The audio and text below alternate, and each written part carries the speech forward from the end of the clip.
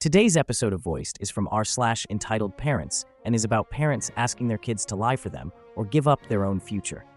What would you do if it was your family? Subscribe if you enjoy.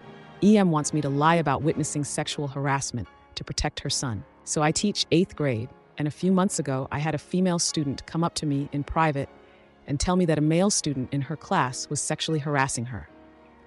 She shows me text messages that he has sent her detailing highly graphic sexual things he wants to do to her, and tells me some of the things he's said to her when they are in the halls.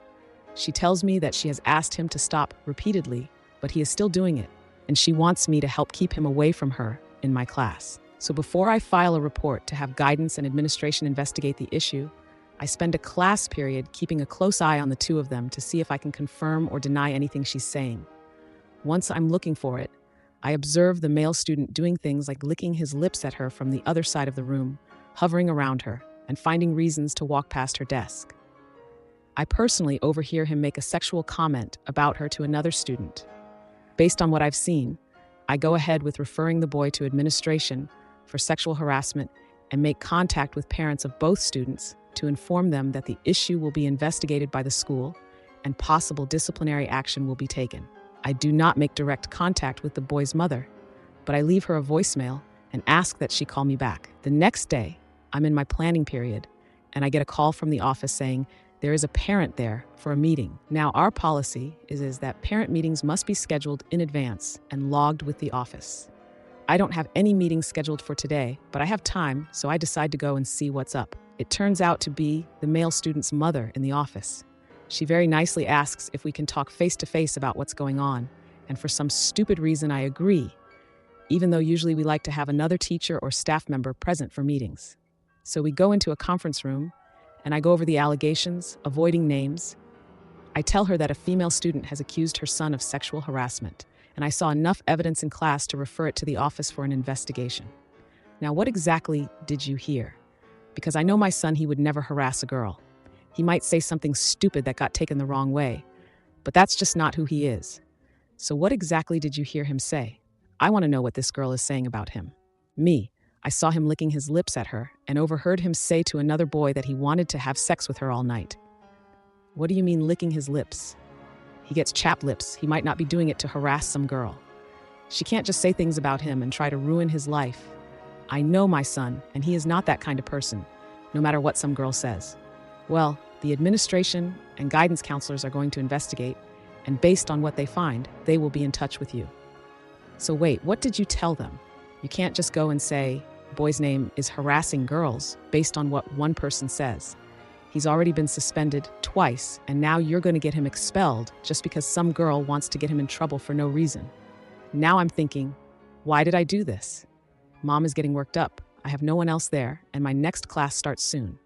I repeat that I just reported the things the girl said and the things I saw, and that it will be investigated. I reiterate that I am not the one making any final decision, and if she has an issue, she needs to talk to the principal.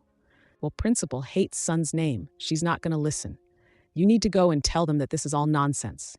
You saw him licking his lips because they were chapped. I'm not going to have all this harassment nonsense.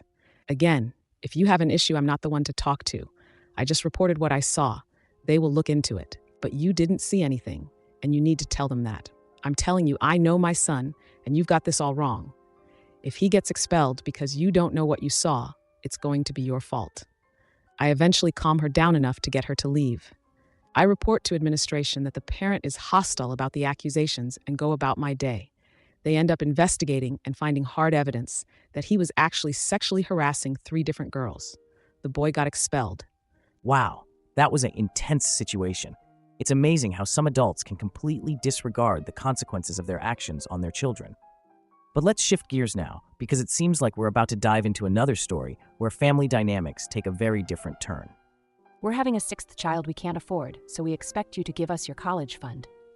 I am a 19-year-old female and my parents' 2nd child. I have 3 brothers, 21, 13, and 7, and a sister, 16. We grew up poor, and our parents were often dependent on financial help from relatives, friends, etc. for raising us.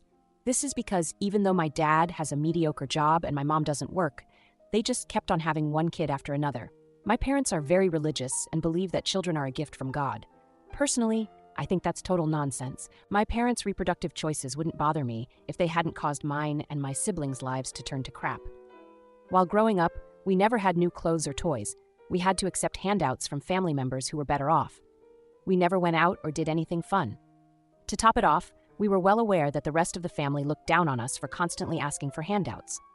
Now, my older brother and I have managed to get into good colleges and are looking forward to a future that would be better than our parents' lives. He and I were staying at our parents' place for a while due to the COVID-19 lockdown. One morning, my parents called all 5 of us into the living room. Mom said she had great news. The smile that was forming on my face died a quick death when she said, "We're pregnant." I lost my temper. I asked them how they could be so stupid and irresponsible. Do they not have enough financial troubles already that they have to bring in another mouth to feed? My older brother tried to calm me down, but I was livid. After a lifetime of scarcity because of my parents' stupidity, they still hadn't learned their lesson. I asked them how they planned to provide for the kid. My dad told me I would have to give up the money our great-uncle had left me. He had left all 5 of us some money, which only we could access when we turned 18. I said, "No way. That money would help pay for my college expenses." He called me selfish for not being there for family. I told them if they couldn't provide for the kid, they should get an abortion. My mom started crying and called me a heartless monster. Dad told me he was disgusted with me. I told them there was no way I was going to pay for their stupidity, and the only thing I would be willing to pay for is an abortion. What I was really worried about was my siblings' lives getting even worse. My older brother and I have escaped our parents' clutches, but the others, especially my younger sister, will be expected to help take care of this baby. No teenager deserves to have their adolescence ruined by diapers and a screaming baby. I know what it's like, as I had to go through that. It was expected of me to be an unpaid nanny to my younger brothers and sister. My older brother could go out with his friends and have fun, but I had to stay home and help give baths and feed the toddlers. I decided to get some family members involved so they could talk some sense into my parents. I called my mom's maternal cousin. She is one of my favorite people. When I told her that mom and dad were having another kid, she reacted with, "What? Again?" I told her everything and how they expected me to hand over my inheritance. She said she was going to speak to my parents and told me not to sign over anything. I promised her I wouldn't. Of course I won't. I also called 2 of my first cousins, one of whom is an accountant, so she could explain to my parents how much of a financial burden this baby is going to be and try to convince them to either have an abortion or give it up for adoption. I moved out of my parents' home a few days ago. I was only going to stay there until the lockdown was relaxed, but I just can't bear to listen to my mom's nagging about how this baby is a blessing and that I want to kill it. I've moved into a friend's basement for minimal rent.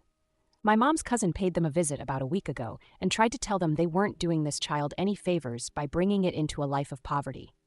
My mom was very rude to my aunt and told her that a woman who chose to remain barren will never understand a mother's love. My aunt never wanted kids, nor had any. One of the reasons she is my favorite. My dad told her to get out. Aunt told me there was nothing she could do, but she did try. I didn't blame her. The cousin tried to explain the economic impact this child would have, and my mom cried about how everyone was trying to take away her baby. What the heck? The intervention didn't do anything. So now I've decided to cut contact with my parents. I just can't watch my family slide further and further into a hellhole. I'll be maintaining contact with my sister, 16-year-old female, just to make sure my parents can't brainwash her. My older brother is going to stay in touch with all of them, which is a good thing as he can act as a link between me and the other siblings, if my parents ever forbid them from talking to me. Otherwise, I'm done with these people. I want to thank all of you for your support.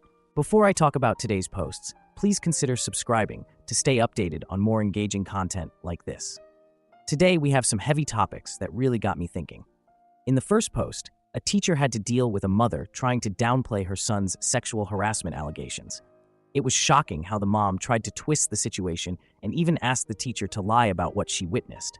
I mean, it's unbelievable how some parents can be in denial like that. In the second post, we have a young woman dealing with her parents' irresponsible decision to have another child they clearly can't afford.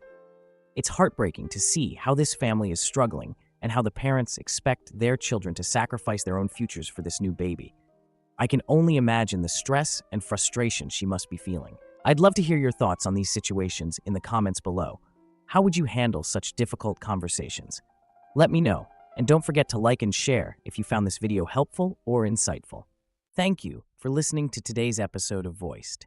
If you enjoy daily, high-quality stories, please like and subscribe to show your support.